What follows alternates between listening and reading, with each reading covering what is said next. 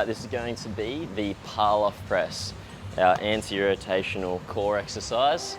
Love this exercise, you can go very heavy with it. What we want to do is we want to set the cable up so that it lines up sort of the center of my core.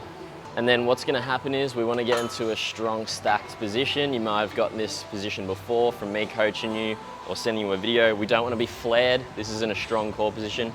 We want to tilt the pelvis up and we want to bring the rib cage down. I can even feel my abs on just doing that. And then I want to hold it tight as I come out. So I'm going to attain that position, a little soft in the knees, not too straight. Hold it, and then I'm just going to stretch out. It's going to be hard here. I've got to hold and then guide it back in. Out, out, out, hold, hold, hold, hold, hold, hold, hold, and back in. Looks like this.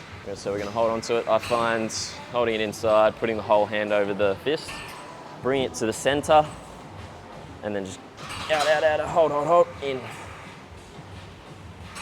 Hold, hold, hold, hold, hold. So we don't want to rush that end bit and come away from it quickly. We want to come out. Hold, hold, hold, hold, hold.